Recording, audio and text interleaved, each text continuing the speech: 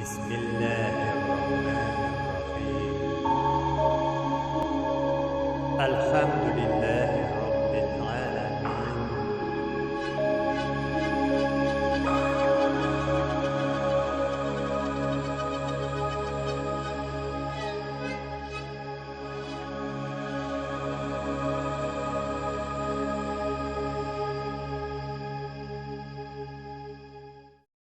Assalamu алейкум ва рахматуллахи ва баракатух. Мөхтәрәм мөселман кардәшләр.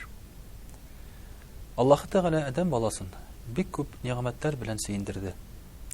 Аллаһ Тәгалә матди яктан да, рухи яктан да, шулай ук кешеләр, туганнар, дуслар, гаилә, балалар белән дә безне сөендереп, бүләкләп тора. Әгәр дә балалар темасына килсәк, ул шуның кадәр нечкә, шуның кадәр дә четерекле бер мәсьәлә, кайчагында без аны бөтенләй уйламыйбыз. Ә башыбызга килеп төшкәч, башыбызны тотып кая куярга белмибез.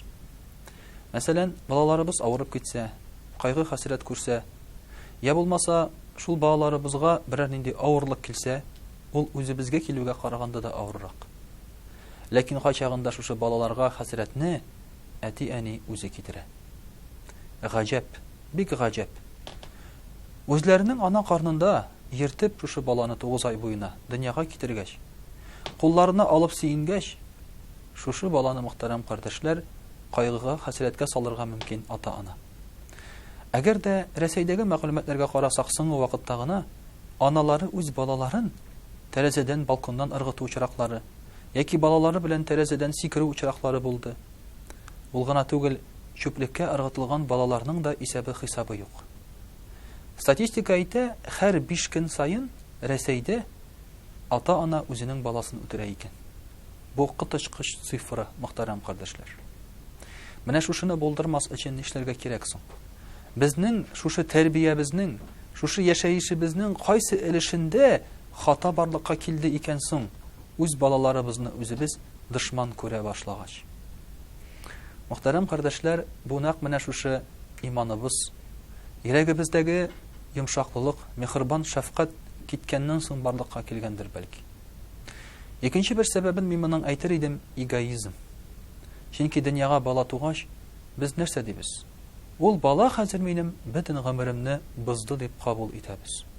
Акчамны киметте, фигурамны бозды, сәламәтлегемне бетерде, вакытымны алды, иреклегем югалды. Хәзер инде аяк очына басып йөрергә кирәк, төн якларым бетте. Менә шулай дип кызганычка каршы ата-ана үз баласын кабул итте. Сәбәбе әлеге дә баягы эгоизм.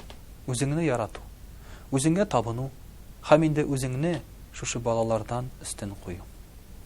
Әлбәттә, безнең әйтәсе килә. Әгәр дә сиңа бала кирәк түгел икән, ник тудырасың син аны дип. Ләкин инде дөньяга килгән икән бала, әлбәттә син аны җаваплы итеп кабул итәргә тиешсең. Әлбәттә, син шушы үзеңдә йөргән баланы ярата башларга тиешсең. Аның гомере синең гомереңнән әллә ни түбән түгел. Бәлки син шушы үзеңнең гомереңне шушы балага багышлап җәннәткә керәсең түгелме соң? Менә шуның турында, мөхтәрәм кардәшләр, уйланырга кирәк безгә хәзерге вакытларда. Инде Аллаһ Тәгалә шушы балаларыбызны безгә әйтә.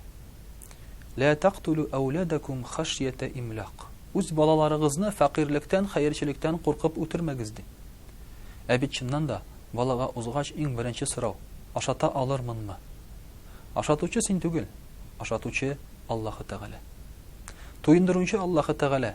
Кай вакытта дөньяга килгән нарасы аркылы ризык килеп, бөтен гаилә шуңа яши башлый. Бу бик хикмәтле сүзләр, мөхтәрәм кардәшләр. Чыннан да дөньяга килгән бала белән күп кенә кешеләрнең хәлләре җиңеләя, эшләре ачылып китә, ризыклары артып китә. Әгәр дә шушы баланы син төшерәсең икән, юкка чыгарасың икән, аңа карап акча килми. Менә шуны онытмаска кирәк. Инде, мөхтәрәм кардәшләр, Пәйгамбәрбез саллаллаһу алейхи ва саллям безгә әйтә: баланың әле безгә ниндидер бирәсе бурычы булганчы ук, безнең балабыз алдында бурычыбыз бар. Беренчесе, мөхтәрәм кардәшләр, шушы дөньяга килгәннән соң ул балага без матур исем бирергә тиешбез. Шушы баланың вакыты җиткәннән соң без аңа дөрес гыйлем бирергә тиешбез. Һәм дә инде шулай ук вакыты җиткәч без аны илендерергә яки кияүгә бирергә тиешбез. Менә бу ата-ананың баласы каршында булган хакы. Шулай бер каракны алып киләләр. Ул вакытта ислам дәүләтендә кеше әйбер урласа, аның кулын кисә торган булалар. Казы янына алып килгәч шушы каракны кулын кисәбез дигәндә, бу карак әйтә: "Башта кисегез минем әнинең телен" ди. Аннан соң кулымны ди. Халык гаҗәпләнеп кала, ничек инде алай? Ул әйтә: "Кичкенә чагымда мин күршеләрнең тавыкларының йомыркасын алып кергәч, урлап кергәч, әни мине мактап, шушы теле белән махсус аваз чыгара иде" ди. Һәм әнинең мактаганына күрә мин тагын да күбрәк урлыйсым килде, шушы юлга басып кирип киттем мин ди. Шуңа күрә җинаятчы булдым ди. Башта аның телен кисегез, аннан соң гына минем кулымны ди. Мөхтәрәм кардәшләр, көннәрдән бер көнне шулай ук бер кеше килә дә галимгә әйтә: "Минем балам мине тыңламый" ди. Каршы җавап бирә ди, ихтирам итми ди. Шул вакытта галим сорый: "Син ул балаңны ничек үстерәсең" ди. "Ничек инде" ди. "Менә мин ди сукачы ди, сукалыйм, җир эшкәртәм ди, баламны алып барам да, алып чыгам да басуга, яки үгез өстенә утыртып йөртәм ди, яки шунда агач төбендә утыра" ди. Бу галим әйтә: "Балаң сине тотып кыйнамаганга рәхмәт әйт" ди. "Чөнки ул сине хайваннан артык күрми" ди. "Син аңа Коръән өйрәттеңме" ди. "Юк" ди. "Син аңа хәдисләр өйрәттеңме" "Юк" ди. "Син аңа гыйлем бирдеңме" "Юк" ди. "Шулай булгач, тотып кыйнамаганга рәхмәтеңне әйт" ди. Менә мөхтәрәм кардәшләр, әти-әнинең бала каршында булган җаваплылыгы гаять зур. Без бит гел балаларны тәнкыйтьләргә өйрәнгәнбез. Балаларыбызны ачуланырга өйрәнгәнбез. Ә бит балаларыбыз, алар безнең көзгебез. Көзгә һәр вакыт дөресен күрсәтә, ул бит ялганламый. Һәм шуңа күрә дә балаңның үзен тотышы, сөйләшүе, тәрбиясе бу тулысынча сине кабатлый торган әйберләр. Әгәр балаң сиңа хәсрәт китерә дип уйласаң, авырлык китерә дип уйласаң, димәк син үзеңгә авырлык китерүче. Менә мөхтәрәм кардәшләр, балалар, шушы балалар безне шулай ук харап та итәргә мөмкиннәр. Чөнки дөрес бирелмәгән тәрбия аркасында Аллаһ Тәгалә безне җәзаларга мөмкин. Ләкин шул ук вакытта дөрес бирелгән тәрбия аркасында без җәннәткә дә керә алабыз. Мәсәлән, инде җәннәткә кергәннән соң да кешенең җәннәттә дәрәҗәсе үсә икән.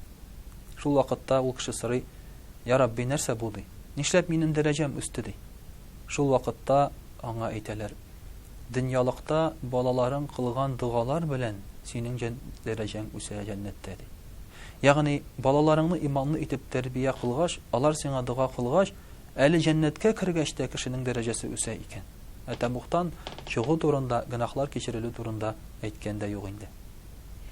Шулай ук мөхтәрәм кардәшләр, кыямәт көнендә китерерләр әти-әнине. Аларның башларына кидерерләр махсус бер таҗ. Ул таҗ нурдан булыр. Аның нуры офыкларга кадәр барып җитә. Шул вакытта кешеләр сорый: "Ни кемнәр бу?" ди.